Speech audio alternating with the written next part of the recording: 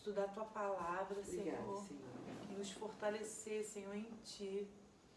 Porque, Senhor, somos privilegiados, Obrigada, Senhor, porque um verdade, dia, Senhor, aleluia. foi o Senhor que nos escolheu, É meu Pai. verdade, Senhor, aleluia. Ah, Senhor, muito obrigado, Senhor, por Obrigada, estarmos meu aqui Deus, obrigada. aprendendo mais e mais. Nos alimenta, Senhor, e que tudo que nós vamos aprender aqui venhamos passar adiante, meu Pai. Sim. Nos enche do Teu Espírito neste lugar. Amém, Amém. Senhor. Amém. Ela está agradecendo pela... Tão alegre com isso, eu também estou grata a Deus, mas eu estou grata a Deus ainda mais porque eu já fiz tanta coisa. Hoje é quinta, tem mais de uma semana que eu não paro. E, no entanto, A pastora Léo estava falando. estou exausta. Estou exausta. Tá flutuando, tô que a flutu- pastora tô- falou tô- isso pra mim. Estou aqui nem estou me sentindo, parece até que eu não fiz nada. Coisa boa, né, cara? Ainda consegui lavar meu cabelo, fazer massagem e dar escova eu mesma.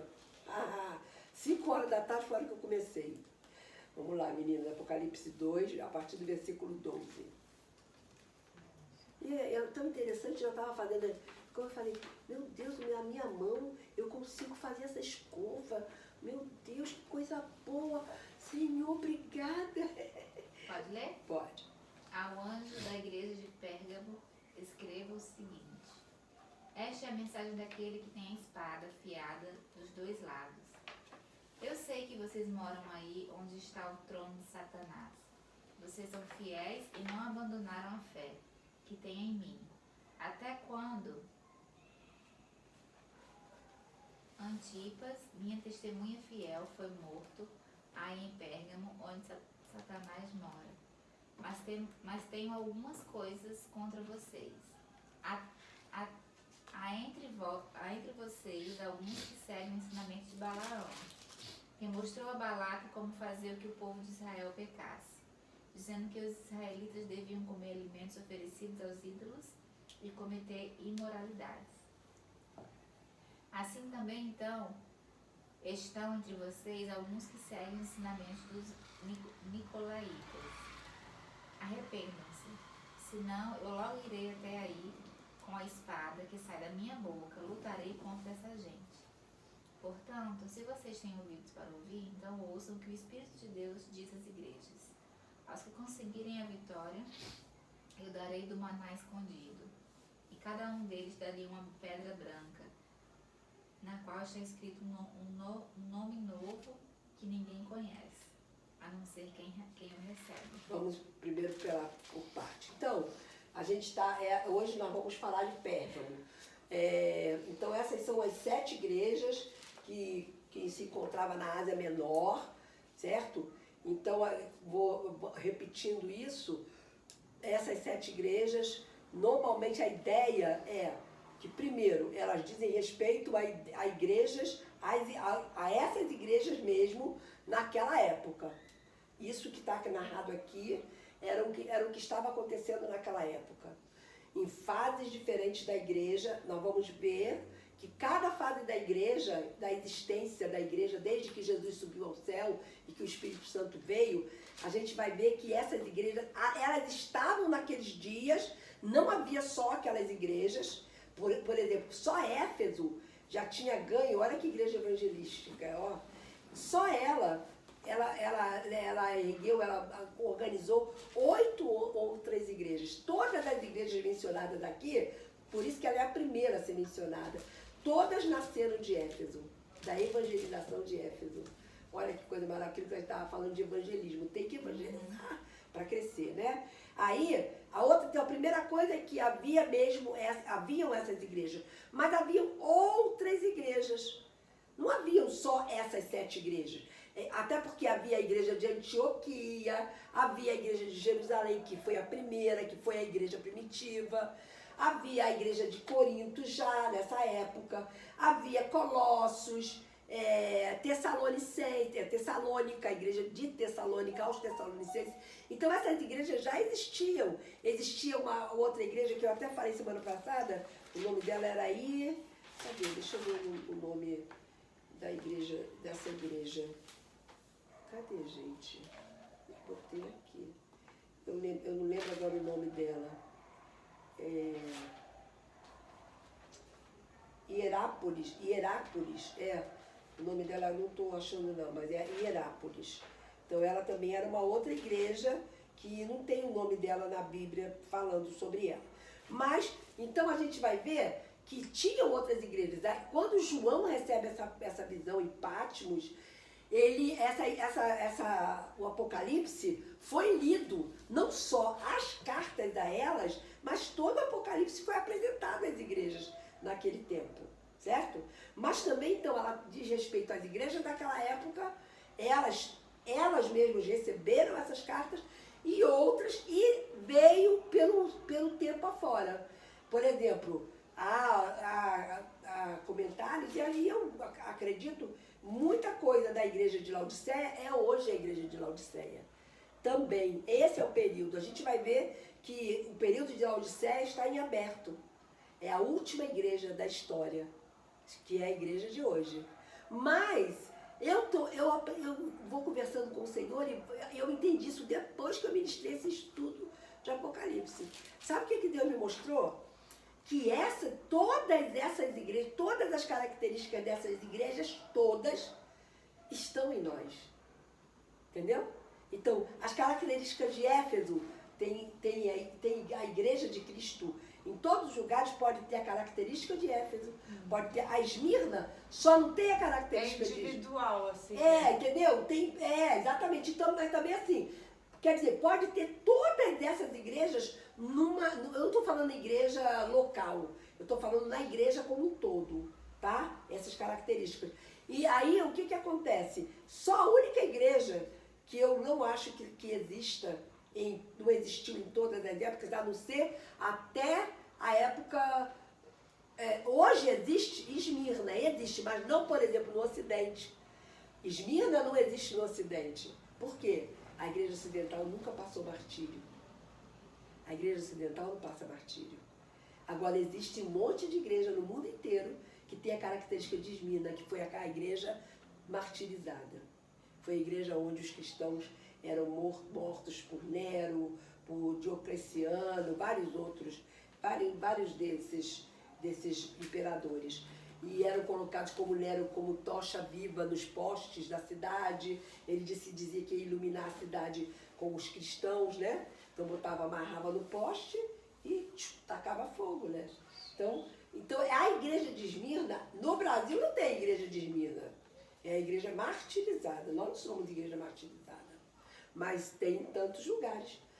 Venezuela, Cuba, Venezuela agora, né? Coreia do Norte, os países islâmicos que martirizam o crente, países tanto na Ásia quanto na África, em todo lugar que o país for islâmico, é claro, existem países islâmicos que não fazem isso não, que não martirizam não, mas é raridade. Ou então, e também é outra coisa, muito camuflado, entendeu? Agora, China, comunismo martiriza, né? Então é isso, tá? E aí, então nós vimos Éfeso, aí na semana passada eu falei sobre isso. Éfeso, Pérgamo, Tiatira, Sardes foram igrejas que tiveram, em Laodiceia, essas igrejas tiveram repreensões, disciplina. Mas tirando Laodiceia, eu não falei Esmirna porque eu estou tirando ela fora, e tirando Filadélfia. Éfeso, Pérgamo, Tiatira e Sardes, elas tiveram repreensão, mas tiveram elogio. E tiveram uma palavra de encorajamento, de profecia.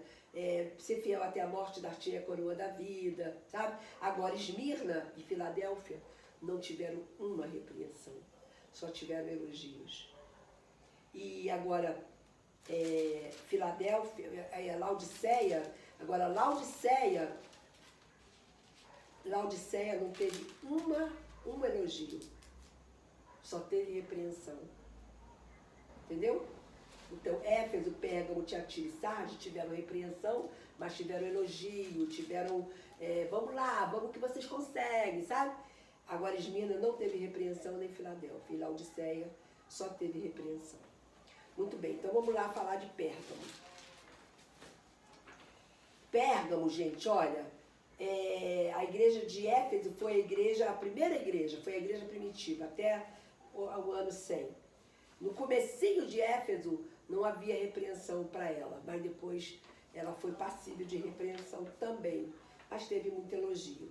Aí, quando Esmirna foi do ano 100, Éfeso foi do ano quando começa a igreja, quando a igreja é instituída, quando os apóstolos se convertem, que eles vão seguir a Cristo até o ano 100. Do ano 100 até o ano 100 foi quando João o apóstolo faleceu, certo? Do ano 100 ao ano 313, mais ou menos, 313, foi a igreja de Esmirna, que foi o tempo só de martírio. Quase não teve, era uma igreja que passou por muitas dificuldades, mas sempre fiel. Aí Pérgamo começa do ano 313 por aí, e vai até o ano 600. Eu estou arredondando, a maioria das pessoas dizem que, umas dizem que foi 600, outras dizem que foi até 531, tá? Mas vamos lá, eu vou ler mais do que vou ficar falando, tá, gente? Ó, vamos lá. Pérgamo, o que significa? A cidade é Pérgamo, né? Então, a igreja que está em Pérgamo. O nome da cidade fala o significado quer dizer casamento, aliança. É o nome da cidade, o significado. Interessante, né? Essa cidade, o nome da cidade era aliança, era casamento. Para Pérgamo, se tornou o nome para a igreja de Pérgamo, uma aliança espúria, uma aliança mundana.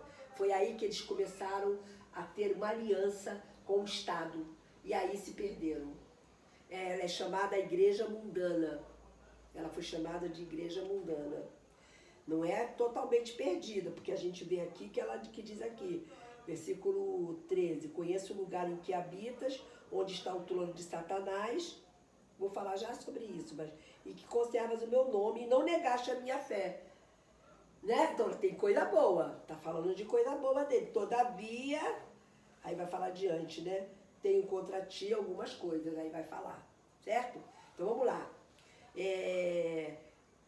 Vamos ver aqui Roma e a cidade de Constantinopla, que se intrometem na questão da igreja, secularizam a igreja. Roma seculariza a igreja. É quando Constantino, vocês já ouviram falar na história do mundo, né, a história antiga, e quando Constantino começou a governar a Roma, e era o império daquela época, né, então dominava toda aquele tempo antigo. Ele foi imperador em 312. E aí quando ele começa,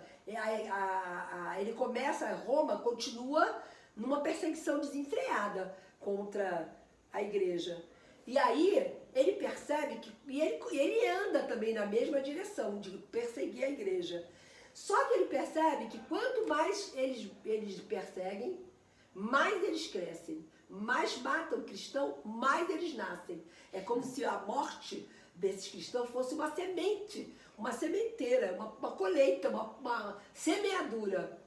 E aí o que acontecia? Automaticamente crescia. Então ele falou, peraí, tem alguma coisa errada.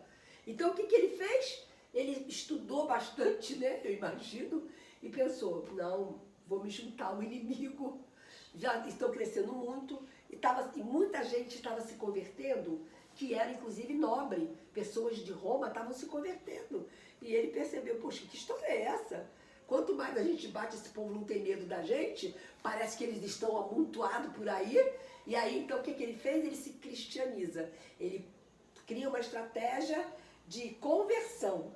Uma conversão, né? Entre aspas. Ele se converte e começa, então, daí ele vai trabalhando dentro daquela direção de se juntar àqueles que eles estavam perseguindo. E então o número de pessoas começou a aumentar, o número de conversão. Mas começou a acontecer essa aliança. Esse casamento aqui, que o nome Pérgamo significa, começou a acontecer uma aliança espúria. entre eles. Quer dizer, o povo devia estar cansado de ser perseguido, de ser morto, de ser torturado. Então, viu que o imperador se converteu, se cristianizou, então eles começaram a, o quê? Relaxar. Começou a ficar, né? Ah, agora tá bom, o nosso imperador é com a gente, ele tá legal com a gente. Ah, então vamos ouvir o que ele tem a dizer. Olha, ele é de Deus. Olha, esse imperador é de Deus, né? Então, eles começaram a sair da palavra, começaram a fazer coisas que não agradavam a Deus. Por isso ela se tornou uma igreja mundana. E aí, o imperador, com muita sabedoria, foi fazendo um jogo daqui e dali, certo? Pastor, é assim que nasce a igreja católica? É através dele que nasce a igreja católica. Por quê? Porque ele começa, vai indo bem. Por enquanto vai ser do jeito deles. Mas até o povo tirou-os das catacumbas. Eu até estou lendo um livro sobre, eu já comecei a ler sobre as catacumbas em Roma. É muito interessante esse livro, gente. Fininho, muito interessante. E aí ele começa a tirar todo mundo, porque quando ele viu que o povo crescia, foi descobrir que estava tudo nas catacumbas. Ele não sabia onde que estavam, porque eles estavam escondidos para não serem pegos. Então, já tinha morrido tanta gente, ele percebeu que saía que nem rato das catacumbas, que nem aquele rato que procria coelho, né? Que se procria rapidinho. Então, ele tira todo mundo da catacumba. Ah, não, eu agora vou fazer um templo. Então, começa aquela história de que aí cria clero, cria tudo, né? Mas vamos lá, versículo 12, então. Vocês estranho pensar nisso. E é isso que vai acontecer nos primeiros 3 anos e meio do anticristo. Tem filmes antigos que mostram, assim, no caso dos sacerdotes, né? Católicos que tinham prostituição. Sim, muita prostituição dentro dos... Então, o que aconteceu das de igrejas, todos, dos mosteiros, dos conventos, isso mesmo. E o que aconteceu? Eles acabaram se tornando também, a igreja também se prostituiu. A igreja se prostituiu no sentido da idolatria, que começou a acontecer. Mas vamos lá, versículo 12. Então ele oficializa Roma, como agora acabou o cristianismo, agora não é mais pagão. Roma não é mais pagã, Roma agora é cristianismo. Por isso foi dali que surgiu a igreja católica. Versículo 12, então, vamos lá. Ele aqui fala de uma espada afiada que tem 2 gumes. Você vê? O Senhor é quem está dizendo, é Jesus falando à igreja, né? E eu falei a semana passada que esse anjo que fala aqui, eu não aceito como sendo o pastor da igreja. É anjo mesmo. É a ideia de que cada igreja, vamos dizer assim, né, tem um anjo cuidando da igreja. Então, não vejo isso como um pastor, tá? E o anjo da igreja em Pérgamo escreve, quer dizer, escreve, mas, porque nesse caso, a carta não é para um pastor, é para a igreja, e é para a igreja como um todo. E aí, ele vai dizer que esse povo ali era um povo que tinha espada afiada de 2 gumes, que tanto cortava por um lado, né, que a ideia é essa, corta por outro. Mas a ideia aqui, isso a gente vai ver em Hebreus, no capítulo 4, versículo 12. Se vocês quiserem achar aí, Hebreus 4, 12, vai falar sobre essa espada afiada. Mas nesse caso, é um bom sentido, né? Que a espada afiada é a palavra de Deus. Estas coisas diz aquele, mas aqui está falando daquele. Aquele que tem a espada afiada. Quem é aquele que tem a espada afiada? Que corta de duas maneiras. Jesus. Estas coisas diz aquele. Jesus é quem está falando, aquele que tem a espada afiada. Quer dizer, a espada, a palavra de Deus, ela tanto disciplina, quanto ela exorta, né? Quanto ela elogia, quanto ela louva, tá bom? Então, versículo... Hebreus o quê? Hebreus 4:12. Já leram? Já leram? Já encontraram? Porque a palavra de Deus é viva e eficaz, e mais cortante do que qualquer espada de 2 gumes, e penetra até o ponto de dividir a alma e espírito, juntas e medulas, e é apta para discernir os pensamentos e propósitos do coração. Versículo 13 agora, gente. Aqui está falando que tem um lugar, que o Senhor fala, conheço o lugar que você habita. que Pérgamo era na Turquia. Aliás, todas as igrejas aqui, as 7 igrejas eram da Turquia. E Pérgamo ficava num lugar da Turquia onde tinha um trono de Satanás. Quer dizer, um lugar onde tinha um domínio, né? Embora que Éfeso também tinha, porque tinha o templo à deusa Diana. Mas aqui está falando que eu tenho um trono de Satanás. Inclusive, quem estuda muito Apocalipse fala que provavelmente o anticristo virá da Turquia e da região de Pérgamo. Esse trono de Satanás tem referência ao anticristo. A cidade de Pérgamo, essas cidades têm... Éfeso não existe. Algumas cidades, como Esmirna existe, é Esmir.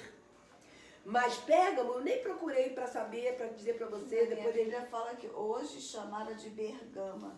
Então, tá vendo? Eu nem tinha visto, mas Esmirna, por exemplo, é Esmir, não é Esmirna. Éfeso eu sei que saiu do mapa, até a própria hoje cidade. chamada de Esmir. Esmir.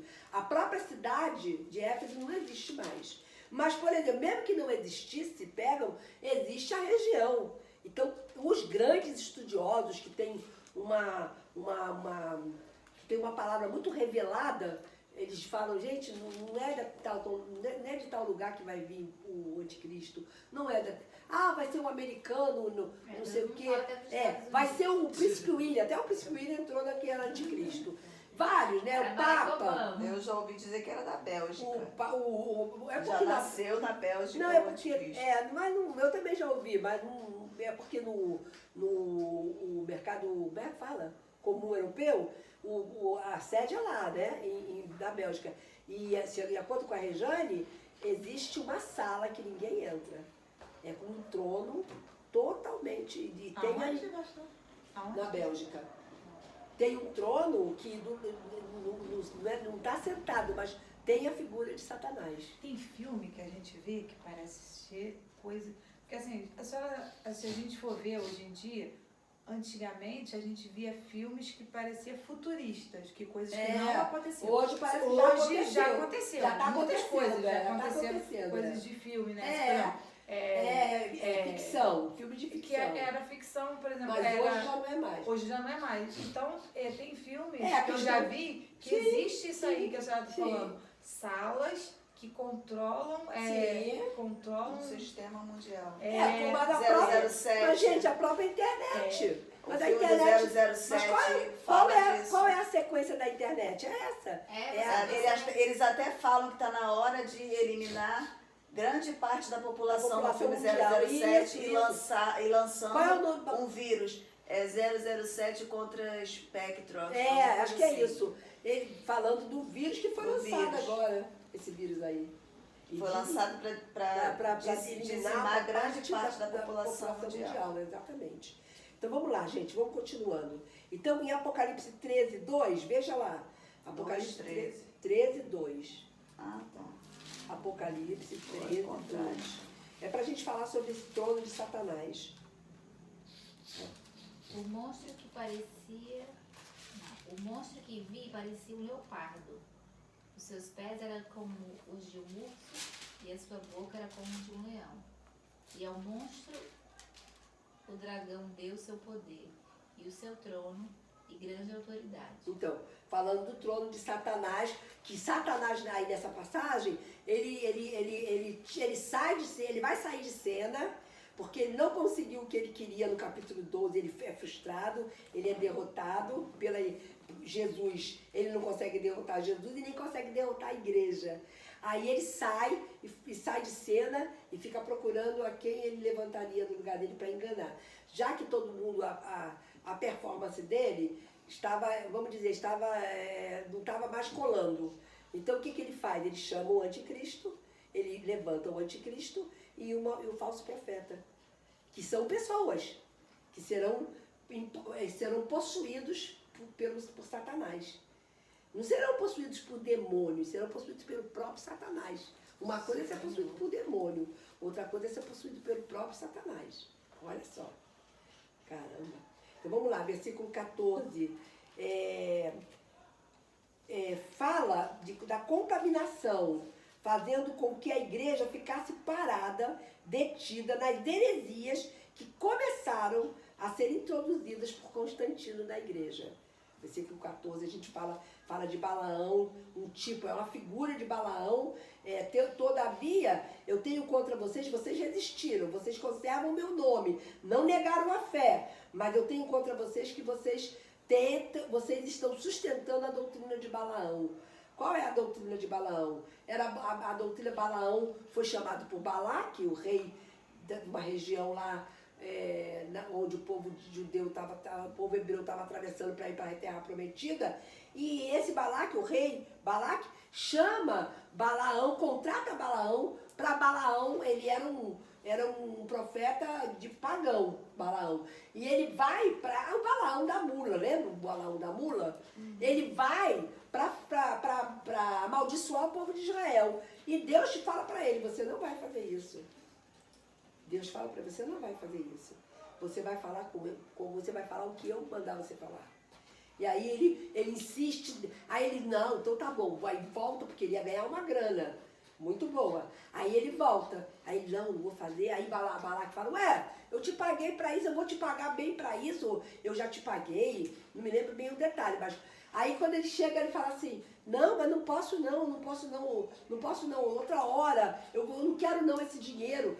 Ele não fala exatamente isso, mas ele diz assim, pode deixar, eu vou ver o que eu faço. Aí ele de novo vai lá que fala, então tá, vou esperar você fazer. Aí Deus fala, você vai fazer? Aí quando ele está montado numa mula, indo para fazer isso, para amaldiçoar o povo, a mula então, como ele vai por um caminho que Deus não queria, a mula então começa a guiar e ele fala para ele, você tem certeza da mula, joga ele na parede, né? Vai passando rente à parede. Aí o que você está fazendo? Aí bate na mula, aí a mula fala para ele, você está me batendo por quê? Porque você não é esse mesmo caminho.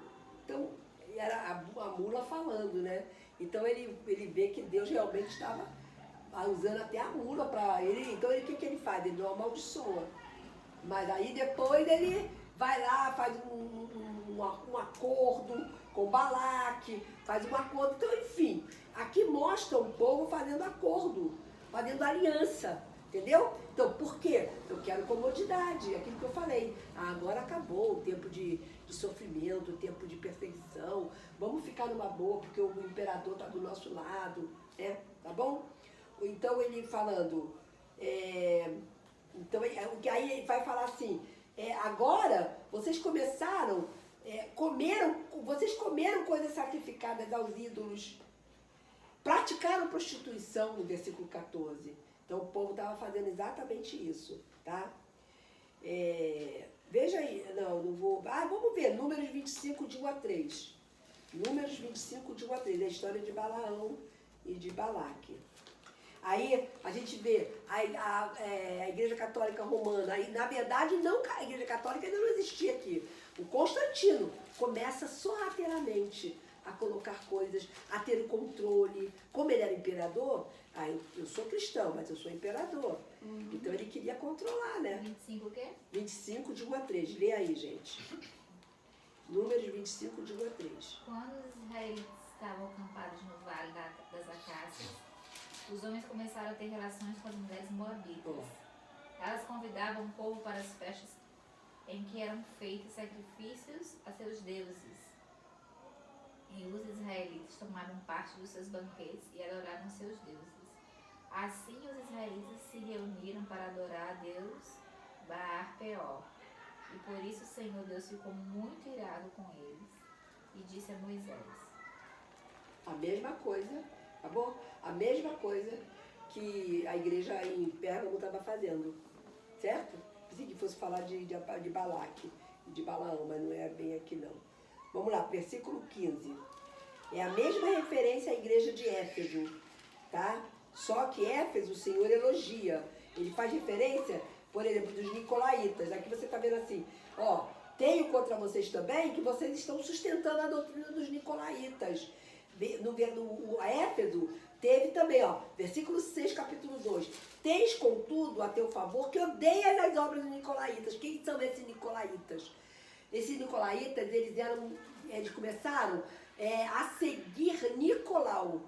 Alguns dizem que Nicolau era um diácono, mas era assim, sabe aquele camarada que se converte e que está ali para fazer coisas erradas e ficar camuflado, eu sou líder, então ninguém vai pegar no meu pé, coisa desse tipo. E ele começa por trás dos panos, a falar, isso aqui assim tá errado, aquele negócio que tem em igreja, isso aqui tá errado, aquilo ali, e o pastor tá pregando isso assim, olha, cuidado, sei que. Então, lobo na pele de cordeiro. Entendeu? Aí ele começa a atrair pessoas ele começa então a introduzir heresia no meio da igreja. Não, isso aí não é assim não. Deus falou assim, Jesus disse isso, mas não é bem assim não, a gente pode fazer por aqui, vamos por aqui que dá certo. Aí ele começou a introduzir. E Éfeso detestou, odiou os nicolaítas. E esses nicolaítas, na época de Pérgamo, eles se tornaram, tipo assim, depois você vai ver em Tiatira, aliás, em Tiatira, aí que a igreja católica passa a existir, na igreja de Tiatira. E o que eles fazem? Eles começam esse grupo se torna forte, o imperador gosta, eles se aliam com o imperador e começam a introduzir coisas erradas na igreja. Tipo, deles é que vem essas castas, essa classe sacerdotal, padre, arcebispo, papa, através disso, nicolaítas. É um grupo que faz assim, tem a igreja especializada, tem os especialistas e tem os leigos. Igreja não tem isso. Igreja não tem leigo. Todo mundo é servo, é filho. Então, entendeu? Aí tinha classes. As classes são a classe papal, a classe episcopal, eram pessoas da elite. E o povo era leigo. Então, ele começou a se criar essas classes na igreja. Essas distinções. Tanto que a igreja que nós temos visto hoje, a igreja evangélica, ainda tem essas classes.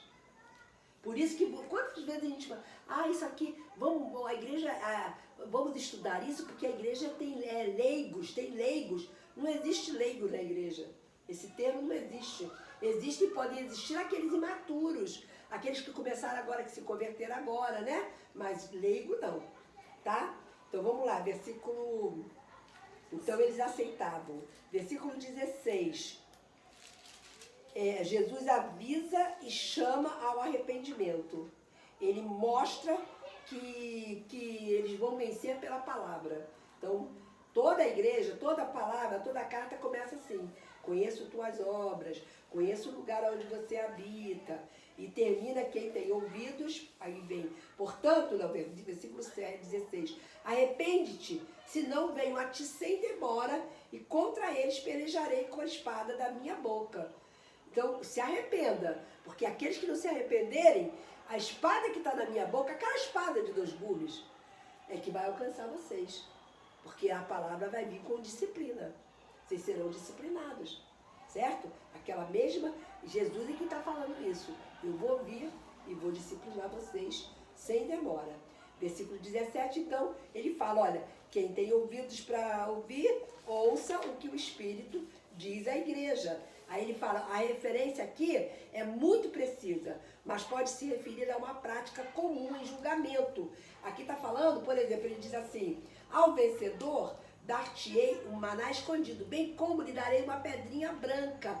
A ideia de dar uma pedrinha branca é a ideia de um julgamento, tá? Então você vai ser, quando você for julgado, você vai ganhar uma pedrinha branca. A ideia é que essa era uma prática comum em tribunais, em jogos públicos, a pessoa ganhar uma pedrinha branca, sabe? De vencedor. Então essa é uma referência, tá? E era comum isso acontecer em Atenas, com práticas entre militares, dar uma pedrinha branca, tá? Então aqui, aquele que o nome estiver escrito, sobre esta pedrinha estará escrito o quê? Um novo nome. Então eu vou dar uma pedrinha, não é aquela pedrinha que dá no tribunal, que dá as pedrinhas brancas, mas a de vocês será diferente. Na pedrinha de vocês vai ter um nome. Personalizado. Hã? Personalizado. Isso, Nanda. Muito bom, né, essa ideia, né? Personalizada. Então, a gente não sabe qual é o nome, mas vai ser um nome, novo nome, né? Vamos lá, então, para aí o qual ninguém conhece, exceto aquele que eu recebo. Quer dizer, a gente não conhece que não recebeu. No dia que a gente receber, a gente vai saber. Mas será que a gente vai querer falar logo? Ó, o meu nome é tal, e o seu? E o seu como é? Todo mundo vai ficar curioso, né? Querendo saber. Mas quando eu receber essa pedrinha, nós teremos um novo corpo. Então, eu acho que não teremos essa curiosidade toda. Só veremos, né? Talvez vejamos. Vamos lá, gente, a partir do versículo 18. Vamos lá. Agora vamos falar de Tiatira. O anjo da igreja de Tiatira escreveu o seguinte: Esta é a mensagem do Filho de Deus, que tem olhos que brilham como fogo e pés brilhantes como bronze polido. Eu sei o que vocês estão fazendo. Sei que têm amor, são fiéis, trabalham e aguentam o sofrimento com paciência. Eu sei que vocês estão fazendo mais agora do que no princípio. Porém, tenho contra vocês uma coisa: é que toleram Jezabel, aquela mulher que diz que é profetisa. Ela leva os meus servos para o mau caminho, ensinando-os a cometer imoralidade sexual e a comerem alimentos que foram oferecidos a ídolos. Eu lhe dei tempo para abandonar os seus pecados, porém, ela não quer deixar a imoralidade. Portanto, eu a jogarei numa cama, onde ela e os que com ela cometem adultério sofrerão horrivelmente. Farei isso agora, a não ser que eles se arrependam das coisas más que fizeram junto com ela. Matarei os seguidores dela, e então todas as igrejas saberão que eu sou aquele que conhece os pensamentos e os desejos de todos. Eu pagarei a cada um de vocês de acordo com o que tiver feito. Porém, aí em Tiatira, o resto de vocês não seguiu esse mau ensinamento. Vocês não aprenderam que alguns chamam de os segredos profundos de Satanás, a fim que não porei mais nenhuma carga sobre vocês. Mas até que eu venha, guardem bem aquilo que vocês têm. Aos que conseguirem a vitória e continuarem a fazer até o fim a minha vontade, eu darei a mesma autoridade que recebi do meu Pai. Autoridade sobre as nações para governá-las como uma barra de ferro e quebrá-las em pedaços como se fossem potes de barro. Eu lhes darei a estrela da manhã. Portanto, se vocês têm ouvido para ouvir, então ouçam o que o Espírito de Deus diz às igrejas. É muito lindo, né, o texto, embora seja uma coisa assim, bem específicas aqui, por exemplo, lá fala de Nicolaitas, né? Fala do trono de Satanás, aqui fala da figura de Jezabel. Em Pérgamo vai falar de Balaão também, quer dizer, uma figura do Velho Testamento que você vê, né? Mas eu já vou falar sobre isso, é melhor deixar para lá. O significado de Tiatira é quem sacrifica sempre. Então o nome da cidade significa isso. É sempre bom lembrar que às vezes a gente esquece que é o nome da cidade, né? Então era a igreja de Cristo em Tiatira, certo? Então quem sacrifica sempre era a ideia, o significado desse nome. Tiatira, ela era uma cidade famosíssima porque era uma cidade de um alto grau comercial e ela era a indústria têxtil, era muito poderosa. Inclusive, vocês lembram de Lídia, que Paulo evangeliza e se converte em Atos? A gente vai ver que Lídia, num determinado horário, ela sai para encontrar-se com Paulo e Silas, se não me engano, num lugar perto de um rio, onde havia um lugar de oração. Ela vai para se encontrar numa reunião. Então, lá em Atos fala sobre isso. E aí, Lídia é aquela vendedora de púrpura que diz que em Atos fala sobre ela, tá? Então, era uma cidade muito rica. Era uma cidade bem rica, essa cidade. Era uma cidade de muitas festas, muito paganismo. E a igreja de Tiatira, ela foi identificada como uma igreja profana, porque foi a igreja romana. É a igreja romana. Ainda continua sendo, né? É uma igreja, Roma, ou a igreja católica romana é uma igreja profana. Ela continua sendo. Mas aí a gente vai ver mais um pouco adiante. é a representação da igreja que vai da época de 600, quando termina Pérgamo, a história de Pérgamo, que vai do ano 600 ao ano 1517. Até então, o maior período da igreja, fora esse período agora, tá? Porque o último período, acho que é Sardes, Filadélfia vai até 1900. De lá para cá, igreja de Laodiceia. Então, até então, o período mais longo foi o de Tiatira. Agora, de Laodiceia, o período é mais amplo, né? Tá bom? Então, de 600 a 1517. Tiatira recebe também elogios, mas recebe crítica do Senhor, recebe repreensão, exortação, né? É a igreja que permitiu, agora sim, uma introdução de falsos ensinos. Completamente. Se em Pérgamo estava começando, estava tomando corpo, mas isso se solidificou muito tempo depois que Constantino já tinha morrido e tudo, então isso se tornou mais forte, né? Depois desse período, tá bom? Então, eles estavam ainda cada dia mais se enterrando, voltando a serem um povo pagão, uma igreja que havia paganismo. Porque agora Roma estava completamente... Aí começam, daí em diante começam os concílios. O primeiro foi de Niceia. E aí vai começando os concílios papais, né? Ali começa também o papado. Nesse período aqui que vai começar o papado. Embora que Constantino, alguns dizem que não, mas outros dizem que Constantino, eu sempre estudei que Constantino foi o primeiro papa. Mas muitos dizem que o primeiro papa foi Pedro. Mas por causa da estrutura dele, da Igreja Católica, fala, né? Porque ele recebeu a chave. Lembra que Jesus fala, eu vou te dar a chave do reino dos céus. Sobre a tua pedra edificarei. Exatamente. Então eles dizem que foi Pedro o primeiro papa. Mas na história eclesiástica, Constantino foi o primeiro papa. Mas alguns dizem que não, mas a maioria concorda. Então vamos lá. No versículo 18 eu não tenho nada para acrescentar aqui. Eu acho só interessante que eu vou compartilhar, eu quero só dizer, agora que eu percebi que eu sempre li, é claro isso, mas agora que eu estou percebendo que em cada lugar tem uma característica de Jesus. Agora que eu percebi isso. Agora que eu percebi lendo Pérgamo. Ó, em Éfeso, estas coisas diz aquele que conserva na mão direita as 7 estrelas e que anda no meio dos 7 candeeiros, que é a igreja. Em Esmirna diz, estas coisas diz o primeiro e o último, que esteve morto e tornou a viver. Eu vou querer saber mais sobre isso. Olha só, daqui a pouco tempo eu falei sobre isso ensinando, agora eu já estou vendo mais coisas. Pérgamo diz estas coisas, diz aquele que tem a espada afiada, lembra? De 2 gumes. Tiatira vai dizer, estas coisas diz o Filho de Deus. Agora já vai mostrando ser o Filho de Deus. Que tem, olha só, tem os olhos como chama de fogo e os pés semelhantes ao bronze polido. Isso está lá em Apocalipse 1, versículo 15. Versículo 15 vai falar, é uma aparência de sacerdote. Caramba!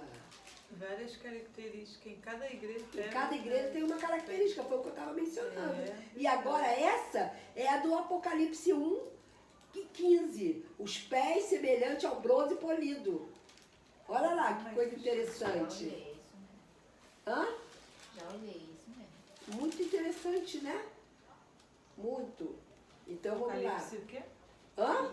1:15. 1:15.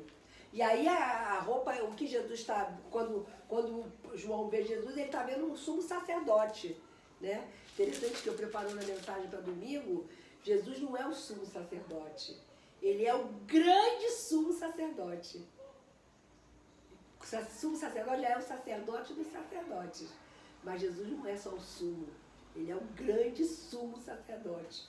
Eu estava preparando a palavra de sábado e estava pensando nisso. Primeira vez, gente, que eu vou ministrar. Primeira vez. Vai ser passado pelo Face.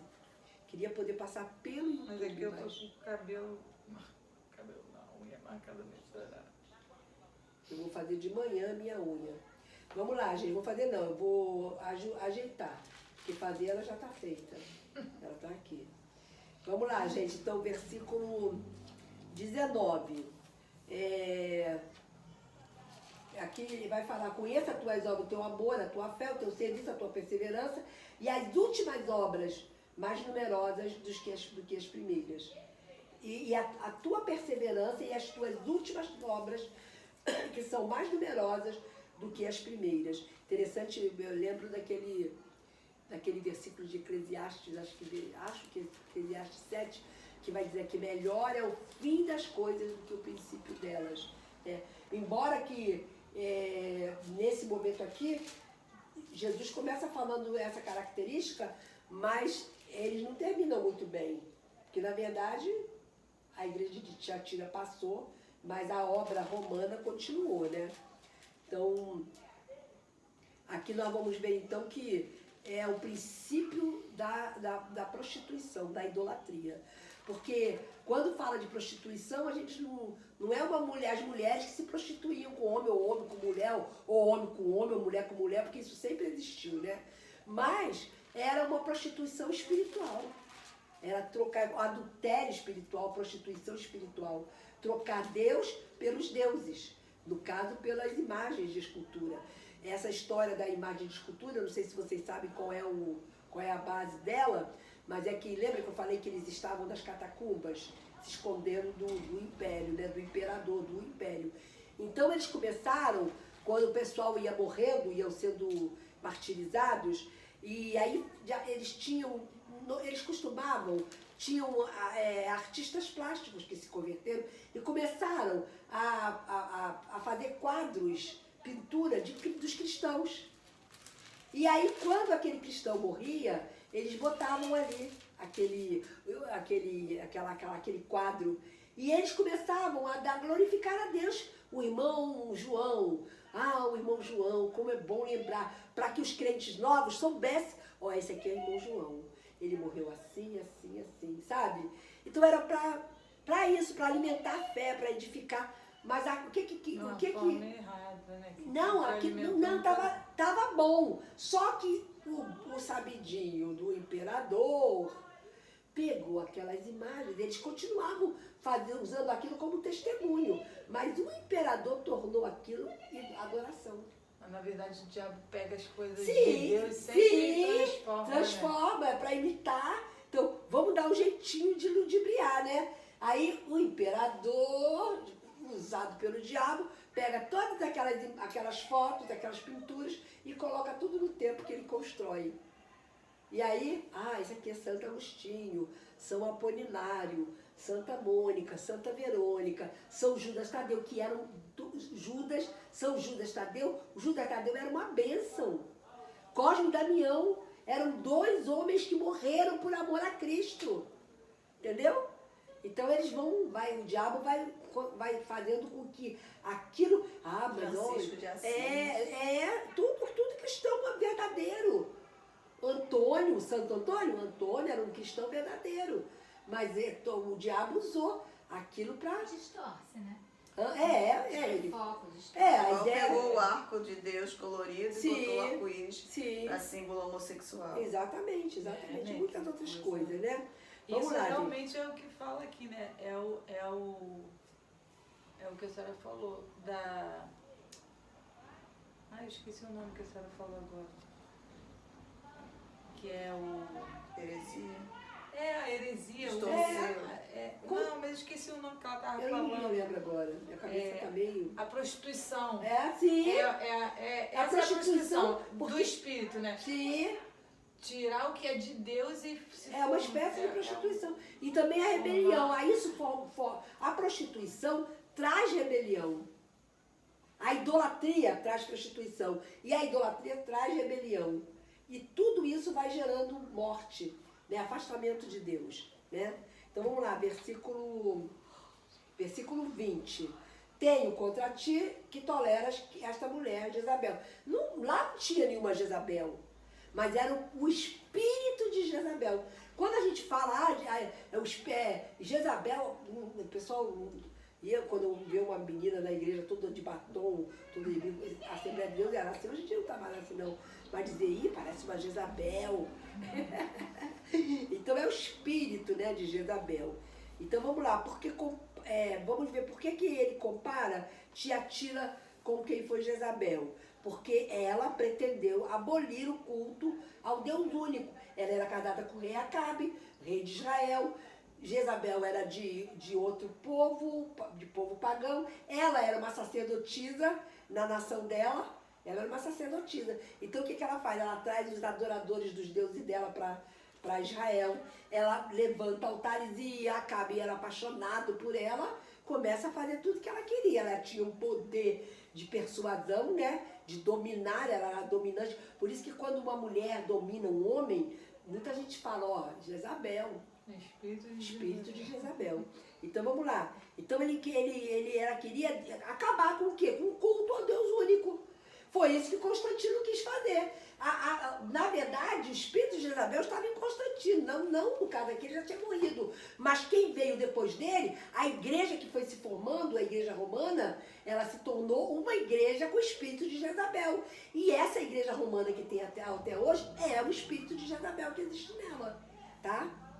Então, aí eles determinam, o Jezabel determinou eliminar os sacerdotes, os profetas, tanto que ela matou mais de 1000 profetas de Deus, do Senhor. E aí quando Elias fala, só sobrou eu, aí o Senhor fala, não, ainda tem 7.000 que não se dobraram. Então, mas ela matou um monte não me lembro se foi 1000, mas matou um monte de profetas, de sacerdotes, profetas, todos os que eram fiéis, né? Então eles queriam fazer a mesma coisa, substituir a adoração ao único Deus agora a essas imagens, a esses novos ídolos que passaram a fazer parte do universo cristão cristianizado, né? Tá? Versículo 21, essa é uma prostituição religiosa. Versículo 21, por ter sido muito tempo ele fala assim, versículo 21 e 22, que eles tiveram muito tempo para se arrepender. Jesus avisa que viria sobre ela uma grande tribulação. Sobre ela quem? A igreja, tá? Viria sobre Tiatira, sobre a igreja, não é sobre a cidade. Mas você veja uma coisa, imagina como uma igreja influencia uma cidade. Eu imagino que quanto, assim para o bem e para o mal. Então por isso que quando Deus fala por Salomão que ele vai curar a terra, lá no caso de Israel, né, falando de Israel, eu vou curar se o meu povo, que se chama pelo meu nome, se humilhar e orar e buscar a minha face, se converter dos maus caminhos, eu ouvirei do céu, perdoarei os seus pecados e sararei a sua terra. Então tem que haver arrependimento. E aí houve muito tempo para se arrepender. Dei-lhes tempo para que se arrependessem, olha lá. Todavia não quiseram se arrepender da sua prostituição. Aí eis que vou prostrá-la de cama, bem como em grande tribulação, que é a igreja. Vocês vão ficar de cama. Essa igreja vai ficar doente, vai adoecer. E adoeceu mesmo. Aí versículo 23, ele vai falar, vou matar os seus filhos. Na versão dela, vou matar os seus... Versículo 23. Mataria os seguidores dela. Então, esses filhos não é filho biológico, são os seguidores. Os seguidores de quem? De Jezabel. Essa igreja que se prostituiu. Essa igreja se tornou apóstata, gente. Bérgamo se tornou apóstata, Éfeso se tornou apóstata. É a igreja que desistiu da fé. Éfeso, tanto que você vê, ele diz assim, ó, se você não se arrepender, eu vou tirar de você um candeeiro. Ela tinha um candeeiro, a igreja é um candeeiro. Quer dizer, eu vou tirar de você o brilho, você não vai ter brilho. E eles perderam. Tanto que a igreja, eu estava falando semana passada com a Dani, a igreja de Éfeso, hoje, se você chegar naquela região, não tem 0,00001 de convertido. E a igreja que ganhou muitas almas para Cristo foi uma igreja que durante 40 anos de idade ela começou a ter um monte de filhos espalhados por toda aquela região. No entanto, perdeu o candeeiro, deixou de brilhar. Então essa igreja aqui, aí fala assim, vou matar os seus filhos. E todas as igrejas conhecerão que eu sou aquele que sonda mentes e corações. Olha só, e todas as igrejas. Então é isso que eu estava falando. Esse espírito existe em todas as igrejas, desde aquela época até hoje. Isso acontece no meio de nós. Você vê que a própria Igreja Católica continua na mesma prática, tá? Então viria o declínio do romanismo. O que ele está falando aqui? Eu vou matar a igreja, quer dizer, eu vou matar o seu princípio, eu vou matar a tua estrutura, eu vou matar o teu fundamento. Por quê? Na próxima igreja, a partir de 1517, o que acontece? Quem é bom de história? É a igreja de Sardes. Quem é bom de história? Eu saberia. Eu saberia. É reforma protestante. Então, a reforma protestante abafa a igreja católica. A igreja católica passa por um momento de declínio total. Nessa época, quando Martinho Lutero levanta Martinho Lutero para fazer a reforma protestante. Já na outra carta, tá? Versículo 24, digo todavia, olha só, digo todavia vós outros, os demais de Tiatira, os demais, porque havia os que estavam fazendo exatamente igual Jezabel, tinham o espírito de Jezabel dentro da igreja, mas tinham uns que não. Os demais, tantos quanto não têm essa doutrina e que não conheceram, como eles dizem, as coisas profundas de Satanás, outra carga não jogarei sobre vós. Quer dizer, vocês que são remanescentes. Em todas as épocas, sempre teve remanescente. A igreja de Cristo sempre vai ter, até que Jesus volte, né? Então, são os remanescentes que vão permanecer na palavra. A esses, o Senhor fala, não vou colocar sobre vocês uma carga maior.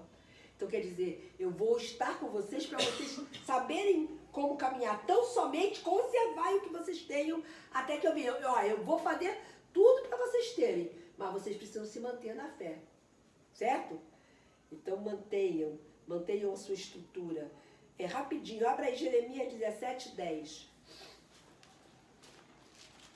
Salmo 7, versículo 9.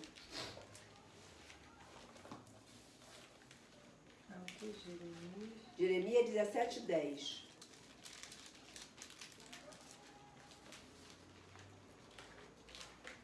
Eu, o Senhor, esquadrinho o coração. Eu provo os pensamentos, e isto para dar a cada um segundo o seu proceder, segundo o fruto das suas ações. Então, exatamente isso, né? Então, vocês conservem, porque vocês... Aí fala, e ao vencedor... ao vencedor que guardar até o fim as minhas obras, eu lhe darei autoridade sobre as nações. Olha qual é o prêmio. Na verdade, você vê, por isso que o Espírito falou comigo pela primeira vez sobre isso. Todas as épocas, hoje, em todas as épocas, todas essas figuras, esses tipos de igreja existiram. Ao mesmo tempo. É uma igreja, existe, nós estamos diante de um tempo também, eu acho que até mais do que em outros tempos, uma igreja apóstata. Uma igreja que tem apostatado, que tem tanta heresia dentro da igreja, tem tantas heresias. Então, é isso, entendeu? Então, ao vencedor, aquele que vencer, eu vou dar autoridade sobre as nações. Então, todos, não só o povo de Tiatira, mas todos, não só o povo daquele tempo, o povo de todas as épocas que permanecerem fiéis, certo? E aí ele vai falar, com o cetro de ferro as regerá. Quer dizer, a igreja junto com Cristo. Lembra que eu tenho falado para vocês do milênio? Alguns acreditam que esse milênio já existe. Eu não acredito nisso.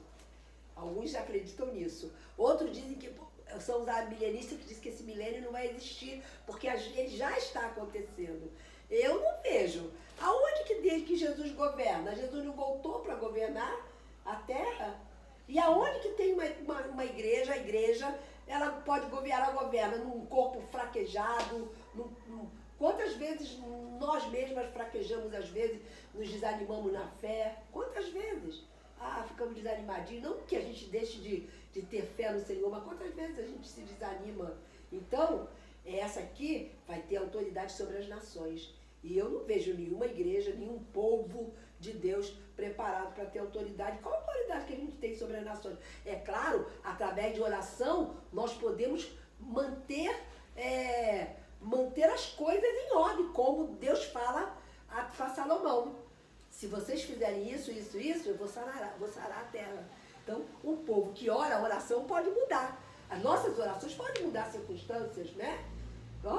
Quantas vezes a gente tem visto isso acontecer. Então, essa circunstância, mas é total, é 100%. Na época de Jesus, quando Jesus vier, que houver o reino milenar, será 100%. Não vai haver nunca mais. E a igreja vai ter, veja, vai governar com cetro de ferro, reduzirá a pedaços como se fossem objetos de barro, falando que vai acontecer. E isso aqui, esses pedaços como se fossem objetos de barro, me faz lembrar o pé da estátua de Nabucodonosor, que a perna era de ferro, que era o Império Romano, e os pés eram tanto de ferro como de barro. É porque o Império Romano, na época dos pés, é a época em que ele se enfraqueceu. E aí teve barro no meio, né? Ele já não era tão poderoso quanto as pernas dele, o tempo em que ele foi o apogeu. Mas depois ele se tornou vulnerável, até mesmo a ataques, embora que não teve mais dominantes, né? Embora que, não é literalmente, mas quantos poderios, né? Dominam o mundo. A gente sabe disso, que existe esse dominante. Mas aqui está falando, vai despedaçar como se fosse um objeto de barro. Quando Nabucodonosor sonha isso, que Daniel decifra tanto o sonho como a interpretação, porque Nabucodonosor não queria dizer para ninguém, né, qual era o sonho dele. Então ele chama os magos, como que a gente vai saber a interpretação se você não falar o sonho? Aí Daniel se levanta e vem e fala para ele, o seu sonho foi esse. E ele, realmente foi esse o sonho. E aí ele diz que seria lançada uma pedra que cairia desfaria o domínio da terra. E a pedra que cairia sobre o império de barro, de ferro e barro, era Jesus, que destroçaria. Quando Jesus voltar, ele vai destroçar completamente.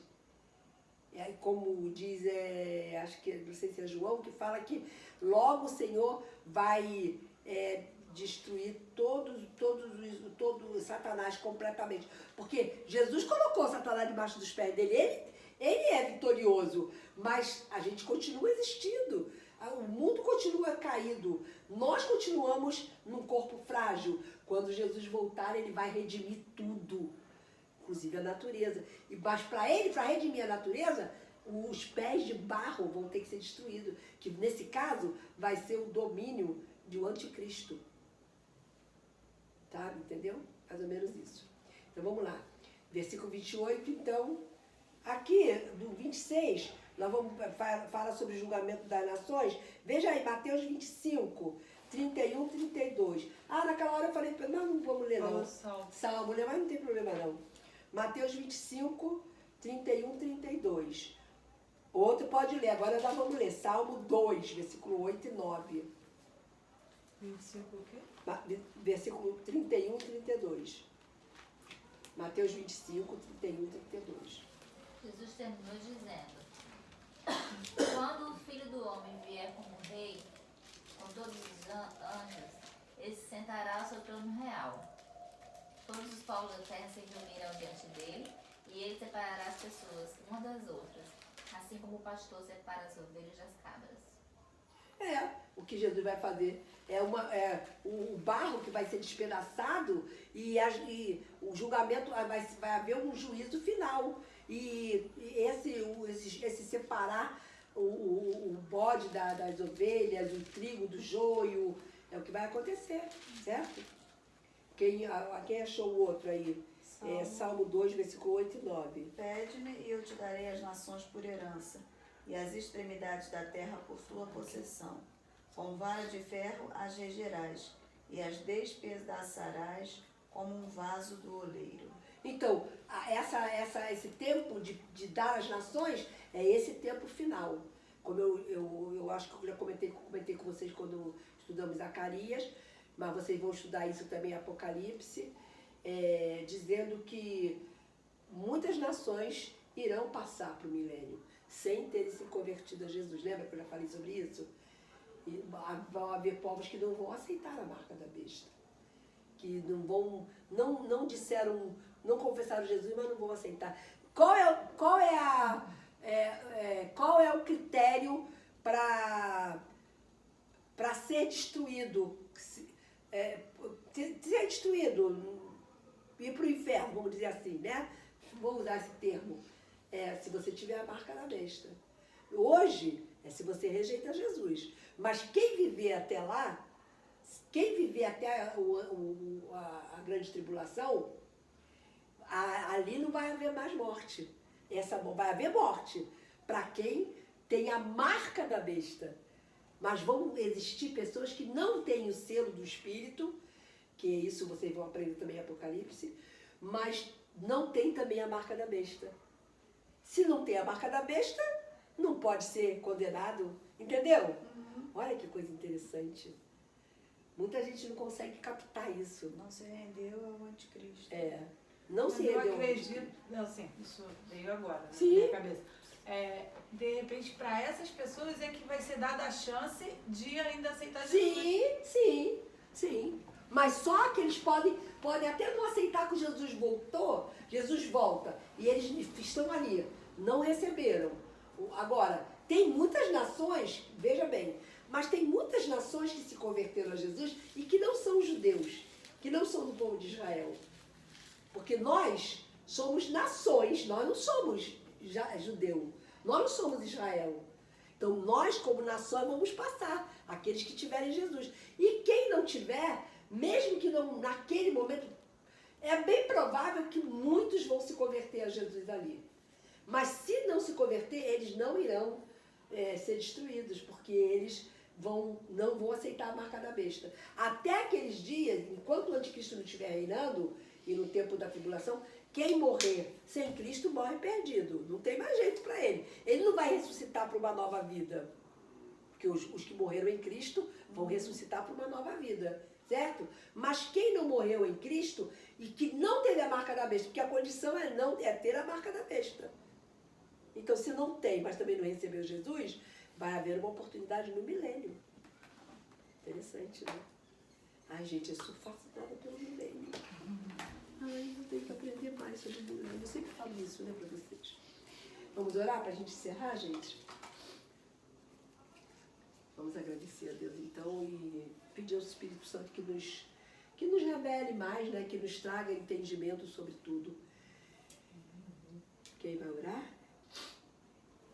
Deus, obrigada, Senhor, pela tua palavra, revelada neste dia aqui, no nosso coração, Senhor. Obrigada, meu Deus. Que ela continue sendo rema, viva, ardente, Amém. Senhor, pulsando de nosso coração, nossa mente, nossa Amém, vida. Senhor.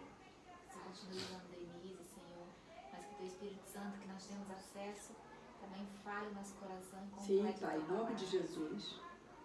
Muito obrigada, Senhor, por este momento, que o Senhor continue conosco. Amém, amém. Que o Senhor esteja também ali no encontro do Filhos de Sara, Senhor, falando no nosso coração, para as mulheres que estiverem ali também.